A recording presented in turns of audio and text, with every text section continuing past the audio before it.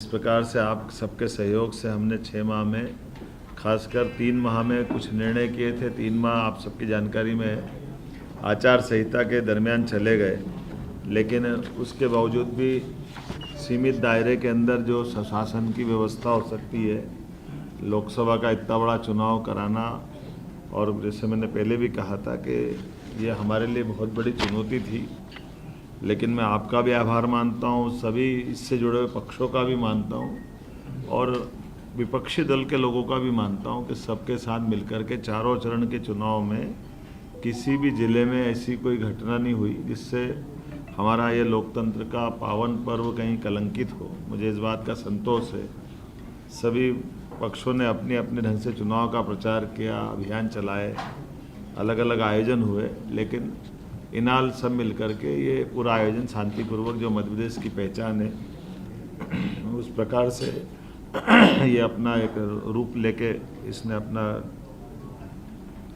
बेहतर परिणाम दे करके संतोष व्यक्त करते हुए, और एक और ख़ास बात, यशस्वी प्रधानमंत्री को भी मैं धन्यवाद देता हूं कि हमारे अपने इस लोकसभा के अच्छे परिणाम के बाद उनने अच्छे से प्रतिनिधित्व दिया है। 6 मंत्री हमारे राज्य से बनाए हैं, इसमें 3 कैबिनेट और 3 राज्य मंत्री। छठा एल मुरुगन जो राज्यसभा कोटे से आते हैं, आप में से कई लोग जानते हैं, कई नहीं लिख पाए थे, तो मैंने इसलिए उसको बार बार कोट किया है। पिछले बार भी 6 मंत्रिमंडल में 6 थे, पिछले बार भी 6 थे, और इस बार 29 आए हैं। तो मतलब ये संख्या कम होते जा रही है, मंत्रियों की संख्या कम होते जा रही है। भाई आप सांसद एक अधिक दिए थे, एक सीट बढ़नी चाहिए। मैं पहले बोल दूं फिर मेरे आज। माननीय प्रधानमंत्री ने जैसा हमारे इस चुनाव के दरमियान कैंपेन किया था, और एमपी के मन मोदी, मोदी के मन में एमपी, और हमने सबने भी उनकी भावना के हिसाब से अलग अलग काम को बहुत गति से बढ़ाया था। आपकी जानकारी के लिए बता दूं, केन बेतवा लिंक योजना के माध्यम से विश्व का पहला नदी जोड़ो अभियान अपने इस मध्य प्रदेश और यूपी की धरती से प्रारंभ होगा, और इसी में हमने 12,000 और 5,000 2 अलग अलग टेंडर इसके जारी भी कर दिए, और वो स्वीकृति की स्थिति में आ गए हैं। बड़ा बीच में फॉरेस्ट के लैंड का एक इशू था, जिसके कारण से ये उलझा हुआ प्रकरण था, लेकिन फॉरेस्ट को दूसरी लैंड उपलब्ध करा करके हमने इसका ये जो बीच का संकट है उसको बाहर करने का प्रयास किया है। मुझे एक और बात जानकारी देते हुए आनंद है कि पार्वती काली सिंध चंबल योजना, ये राजस्थान और मध्य प्रदेश के बीच 20 साल से उलझा मसला था। तत्कालीन जल शक्ति मंत्री श्रीमान गजेंद्र शेखावत जी की मौजूदगी में मध्य प्रदेश और राजस्थान के सीएम के साथ उनके अपने मंत्रीगण, हमारे मंत्रीगण और सबने मिलकर के 50-50% के आधार पर 35-35 हज़ार करोड़ के अलग अलग प्रकार से अपनी अपनी भूमि में इनके डेमो की श्रृंखला बनाते हुए ये एक बड़ा काम चालू किया, जो बड़ी परियोजना है पीकेसी के नाम से। इसका पूरा हमारा चंबल का, मालवा का, ये पश्चिमी मध्य प्रदेश का हिस्सा बहुत लाभान्वित होगा। एक और बड़ा प्रोजेक्ट 1956 का बना हुआ गांधी सागर डैम, जिसमें 50-50% की जल राशि के आधार पर बंटवारा हुआ था, लेकिन कुछ कमी रह गई।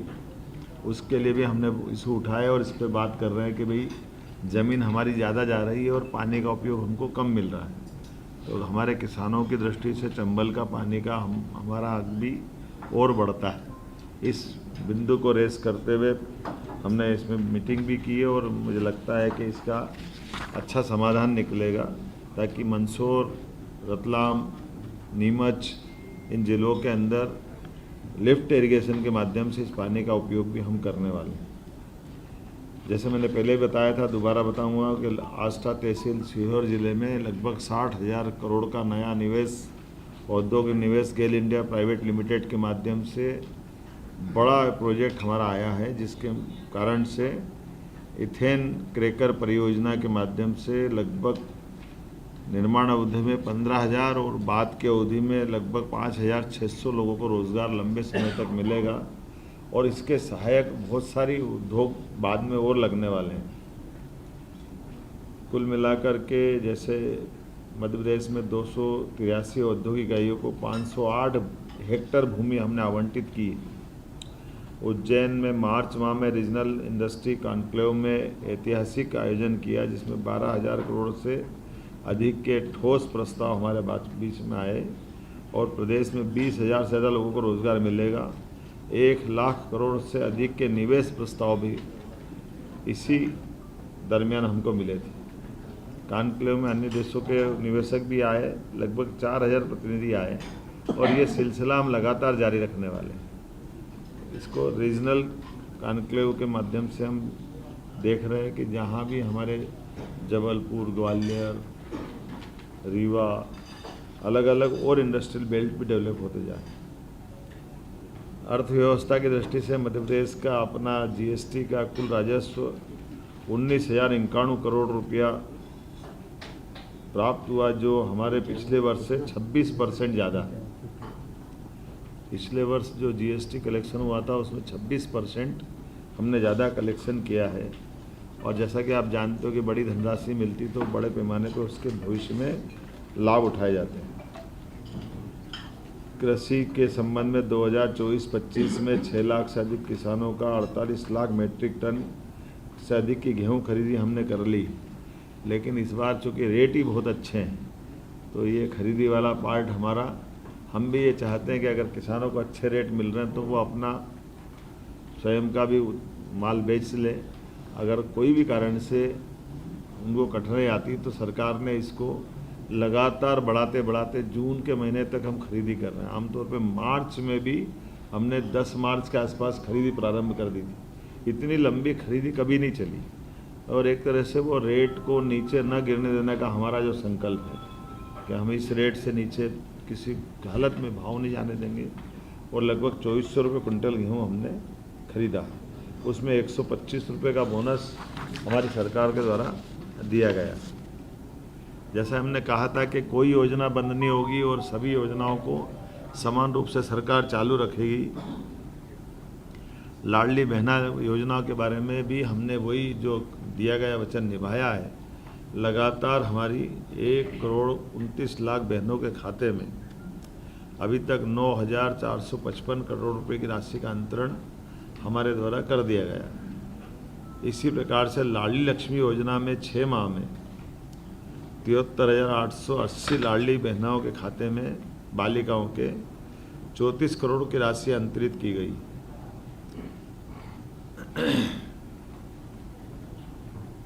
रसोई गैस सिलेंडर के लिए 45,90,000 बहनों के खाते में 118 करोड़ की राशि का अंतरण किया है। आपकी जानकारी के लिए कि बहनों को जो हमने कहा था कि 450 रुपये में गैस सिलेंडर देंगे गरीब बहनों को, तो वो हम बराबर दे रहे हैं। चुनाव में बहुत झूठ बोला गया कि ये नहीं दे रहे हैं। हमने उनको चुनौती दी थी कि बताएं ये पैसे जा रहे हैं कि नहीं जा रहे हैं, और ये मैंने बताया आपको कि 118 करोड़ रुपया उनके खातों में गया। और छोटी मोटी संख्या नहीं है, 45,90,000 लाडली बहनें हैं जिनके खाते में ये रसोई गैस का सिलेंडर का पैसा गया है। शिक्षा के मामले में जैसे हमारी सरकार ने GER में देश के औसत से भी आगे अपना स्थान बनाया है, राष्ट्रीय औसत से, उसी प्रकार से नई शिक्षा नीति में जैसे देश में सबसे पहले मध्य प्रदेश आया था, 55 एक्सीलेंस कॉलेज इसी सत्र से पूरे प्रदेश में हम खोलने जा रहे हैं, जिसमें PM उत्कृष्टता महाविद्यालय में उन्नयन में जिस ढंग से काम किया है और इसी से जुड़े हुए 12th पास 75% अंक लाने वाले 90,000 विद्यार्थियों को लैपटॉप के लिए प्रति विद्यार्थी 25,000 रुपये की राशि भी हम लोग देने वाले हैं, जिसके माध्यम से वो गुणवत्तापूर्ण शिक्षा ग्रहण कर सके। उनके जीवन में ये लैपटॉप के माध्यम से नई तकनीक के आधार पर उनकी दक्षता और अच्छी बढ़े। रोजगार, प्रदेश में चुने हुए 11,000 उम्मीदवारों को एक साथ हमने नियुक्ति पत्र दिए थे। 7 लाख युवाओं के रोजगार दिवस के 5,000 करोड़ के ऋण राशि उनके व्यापार व्यवसाय के लिए उपलब्ध कराई है और स्टार्टअप को प्रोत्साहन कर रहे हैं। आपकी जानकारी में कि खनिज से हमारा अपना प्रदेश सरसब्ज है। ऐसे में खनिज के अधिकतम ब्लॉक पूरे देश में सबसे ज़्यादा कहीं नीलाम हुए, तो मध्य प्रदेश को भारत सरकार ने लीडर ऑफ इंडिया के नाते से नंबर 1 की स्थिति में रखा। सबसे ज़्यादा नीलामी करने में मध्य प्रदेश ने एक अपना विशेष स्थान बनाया। आपकी सबकी जानकारी में होगा ही सही कि हमारे पुलिस बैंड पूरे प्रदेश के कई जिलों में ख़त्म जैसे हो गए थे। तो 26 जनवरी, 15 अगस्त या परेड पुलिस दिवस, शहीद दिवस, ऐसे कई अवसर आते हैं जब पुलिस को पुलिस बैंड रखना चाहिए। ऐसे में हमने विशेष अभियान चला करके हर जिले में पुलिस बैंड के गठन की पहल कर दी है और इसी के कारण से लगभग प्रदेश के 1300 कला साधकों ने वंदे मातरम की धुन बजा करके ताल दरबार में भी संगीत का रिकॉर्ड बनाया था। खजुराहो उत्सव में 50वें नृत्य में 1484 कथक कलाकारों ने सामूहिक प्रस्तुति के वर्ल्ड रिकॉर्ड बनाया है। पुलिस थानों की सीमाएं भी बदल करके आज़ादी के बाद पहली बार जनता के डिमांड के हिसाब से नज़दीक के पुलिस थानों के अंदर वो कंप्लेन करने जा सकते हैं। उसकी सीमा बदलने के लिए हमने लिमिट बदलाई थी और थानों की गुणवत्ता अच्छी रहे, इसलिए 10 थाने भारत सरकार ने भी जो सिलेक्ट किए। मुझे खुशी है कि देवास का हमारा थाना भारत सरकार के चुने हुए 10 थानों में से भी एक आया है। तो पुलिस की दक्षता और गुणवत्ता भारत सरकार के पैमाने पे भी अच्छे निकले, इस पे भी हम काम कर रहे हैं। इसी प्रकार से क्राफ्ट हैंडलूम टूरिज्म विलेज का लोकार्पण चंदेरी में, अशोकनगर में, ग्राम प्राणपुर में हुआ और परी बाजार भोपाल में गोलघर को आकर्षक रूप दे करके प्राचीन कलाओं को प्रोत्साहन देने का प्रयास भी टूरिज्म बोर्ड के माध्यम से बेस्ट टूरिज्म के रूप में किया है। आज ही मैंने अपने मंत्रिमंडल के साथियों के साथ बहुत सारे मसलों पे अलग अलग प्रकार की पिछली सरकार के समय से लेकर आज सरकार के बीच में और अलग अलग प्रकार के जो हमने प्रयोग किए उसको नीचे उतारने की बात कही है। जैसे हमारा जलगंगा संरक्षण अभियान चल रहा है, 3672 करोड़ के काम इस दरमियान हो रहे हैं। कल मैं बीते दिन गोलघर गड़ात में एक जल मंदिर में गया था। पुरानी बावड़ी बहुत सुंदर हो गई। ये हमारे मंत्री राकेश जी के क्षेत्र में था। एक संग्राम सागर तालाब बहुत अच्छा हुआ है। ऐसे अलग अलग पूरे प्रदेश में माहौल बना हुआ है और ये अभियान हम गंगा दशहरे तक चलाने वाले हैं, जिसके माध्यम से जल संरचनाएँ, पुराने कुएं, बावड़ी, तालाब, नदी, पोखर, जल की सारी संरचनाओं का पुनर्जीवन का काम करने का प्रयास कर रहे हैं। कुल मिलाकर के काम तो बहुत सारे हैं, लेकिन अभी कुछ और उल्लेखनीय कामों के बारे में हमने भी बताया है कि इस सरकार के माध्यम से जितने काम अपन कर सकते हैं वो लॉ एंड ऑर्डर की दृष्टि से भी आपने देखा होगा कि सरकार ने अपने कुछ निर्णय किए हैं। कोई घटना हुई तो तत्परता से तुरंत गति से कार्रवाई करके सरकार ने अपनी जीवंतता का भी प्रमाण दिया है। सुप्रीम कोर्ट की गाइडलाइन के आधार पर लाउड स्पीकर के पर भी कार्रवाई की गई है। खुले में मांस मछली बेचने का भी प्रतिबंध का जो ऑर्डर हमने दिया है उसके भी अच्छे रिजल्ट आए हैं। सभी वर्ग ने इसका स्वागत किया है।